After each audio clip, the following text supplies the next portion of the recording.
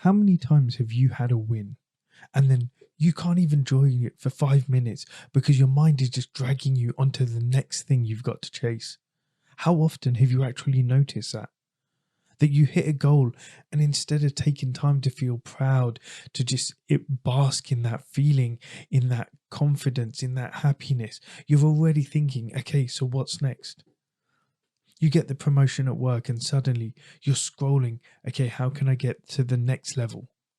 Yeah, you finally get into a healthy routine and then you're thinking, okay, what more could you be doing? And the crazy part is we think that this is ambition. You're thinking that this constant hunger for the next thing is discipline, but sometimes it is not hunger. It's emptiness, it's avoidance. What it is it's you being terrified of slowing down long enough to actually feel what your life is.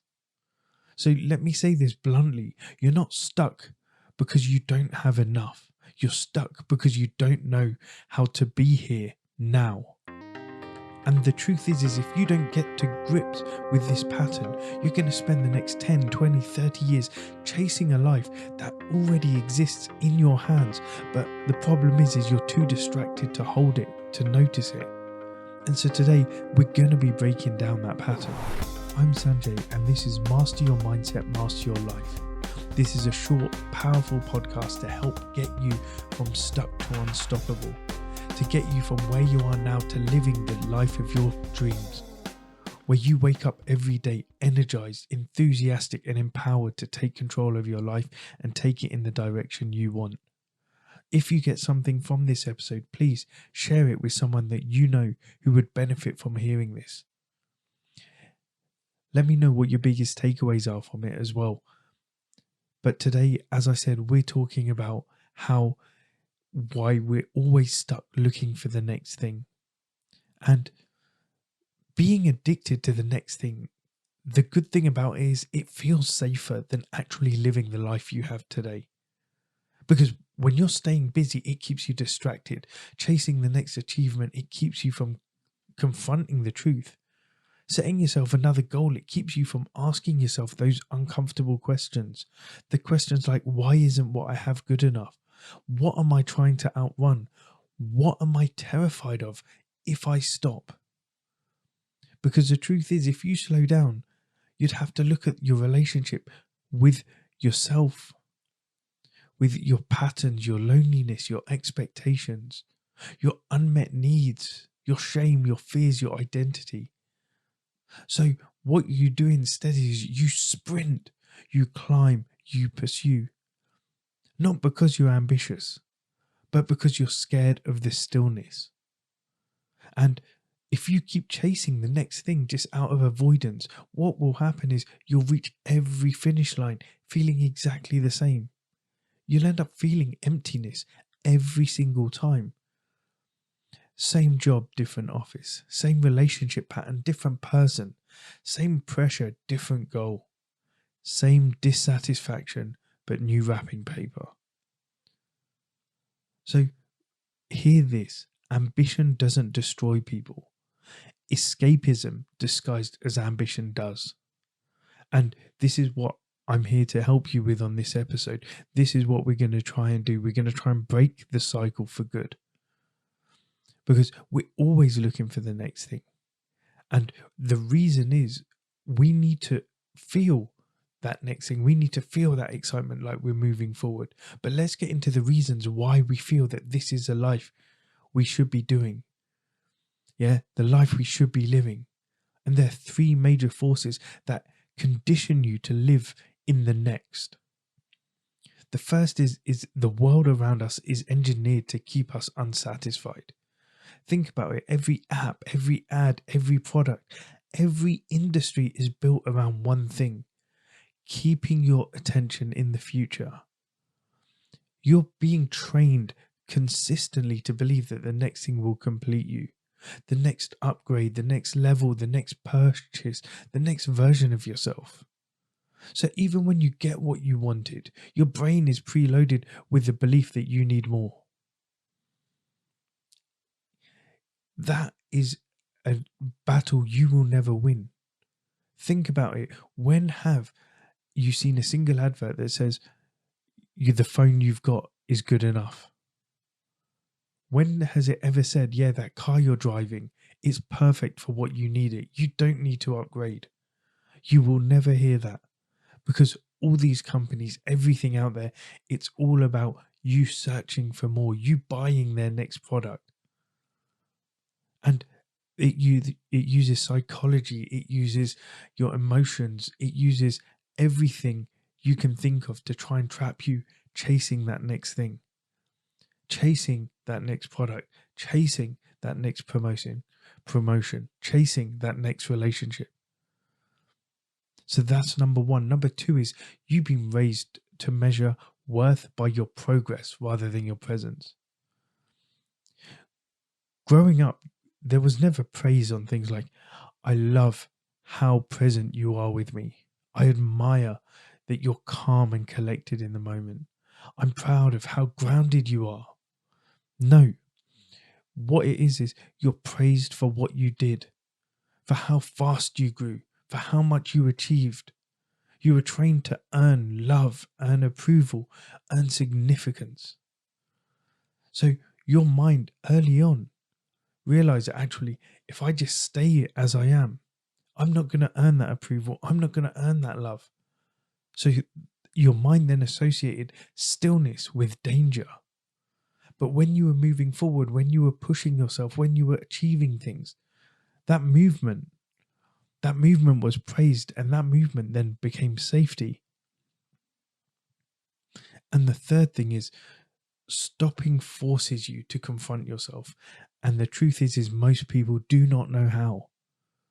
When you slow down, you have to face the things that you would never want to, your dissatisfaction, your self-talk, your wounds, your unmet expectations, your shame, your fears, your insecurities.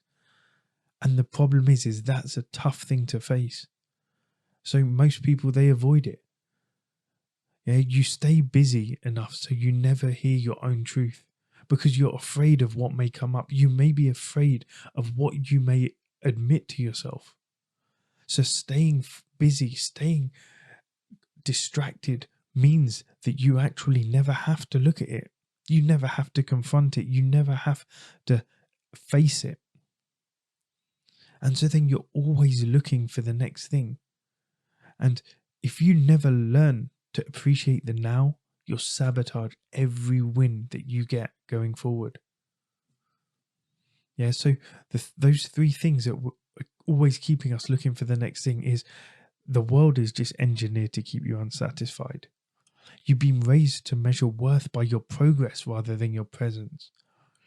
And by stopping, that forces you to confront yourself, and you just don't know how to do it or what you will confront, and that's scary.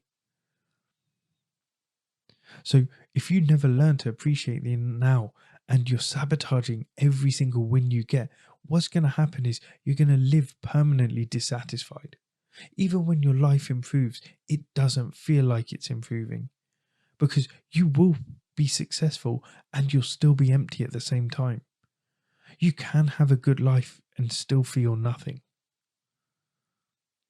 Another thing is you'll burn out without ever feeling fulfilled.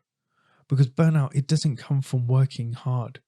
It comes from working hard without meaning, working hard without pause, working hard without joy. So if you're just doing it just because you can't take a step back and be present, that's what's going to happen. That's what's in your future for you. And from that, your relationships are going to suffer. Because if you're constantly chasing the future, you're not emotionally available in the present. Your partner will feel it. Your kids will feel it. Your friends will feel it. You're there, but you're not really. You're a shell. You're doing the bare minimal. I don't know if you've seen the movie Click with Adam Sandler, but there's a bit in there where he gets to look back at his life, where he's just fast forwarded through it. And he's just there, a shell of himself, never really in the moment, always searching for the next thing. And you'll end up missing your own life. Think about that. That's one thing you can never get back. You can live like you've got second chances, but the truth is you don't. You can build a life and you can never experience it. You're physically here, but mentally you're chasing something that doesn't exist yet. But when you stop chasing that next thing, that's when your life changes, because you'll start to reconnect with yourself. Because that stillness, it isn't empty, it's where your clarity lives.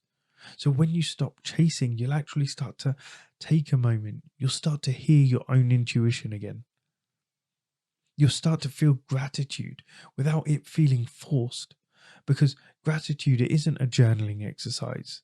It shouldn't be just a thing to check off on your to-do list. It's something that arises naturally when all that outside noise stops. It also means that actually you'll start to build real momentum rather than just frantic motion. Because when you're present, your decisions are sharper, your actions are cleaner, your focus is deeper. And what that means is your energy is directed, laser focused rather than scattered. And being in the moment, when you start actually stop running for the next thing and start living, you become hard to shake, because when you're grounded in the present, you're not controlled by fear of the future or any frustration of the past. You become steady, you become rooted, you become clear. And this is where your confidence is born, not in the chasing the next step, but owning the one that you're on. So if you want 3 ways to stop chasing the next thing and live and start living now, here you go. Number 1 is the micro pause reset. Once an hour, set an alarm, stop for 10 seconds. Just breathe. Look around you and ask yourself, where am I right now? What is actually happening in this moment? And what's one thing I appreciate in this exact second? 10 seconds, that's it. And if you do that multiple times a day, your entire nervous system just recalibrates. Second thing, the enough for today rule, I call this. So every morning, write down the 3 things that matter most. Not 5, not 15, just 3. And if you hit those 3, you're done chasing for the day. Anything extra on top of that is a bonus. It's not a burden. By doing this, it means it actually breaks that endless progress. Yeah, it teaches your brain what enough feels like. The third thing is the presence anchor ritual. So choose one daily activity that you do with total presence. It could be something like just drinking your morning coffee alone, going for a walk, playing with your kids, your workout, your shower, just your evening wind down. No phone, no rushing, just presence.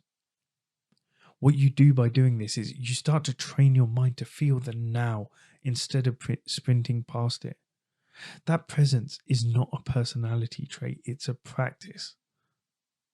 So for the next week, I want you to just stop every time you hear your brain say next. When you hear that, when you hear what's next, what else, I need more, I need the next goal, just pause a second, ask yourself, what's here right now that I'm ignoring?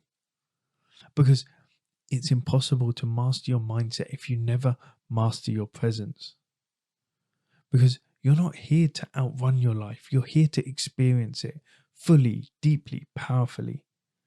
And that version of you, that one who's constantly chasing the next thing, that's your old identity now. That's your survival identity, your distracted identity. So the version of you that's coming in, that's going to break through, they're grounded, they're intentional, they're awake, they're grateful, they're present. And because they're present, they're dangerous.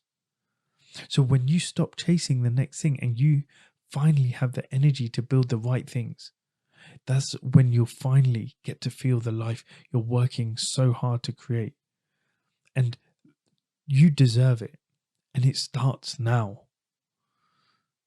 If you got something from this episode, if it cracked you open and brought you back to yourself, let me know.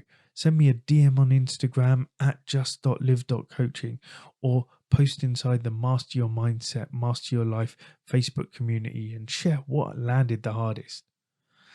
And for you guys out there, if you're not already inside my free community, The Motivated Man, get in there. It's where growth happens. It's where accountability happens. It's where men step out of autopilot and start to lead the life they're meant to lead. My mission is simple. I just want to help as many people as possible break free of the patterns that are keeping them stuck and step into a mindset powerful enough to make them unstoppable. Because the present is the only place where your power exists.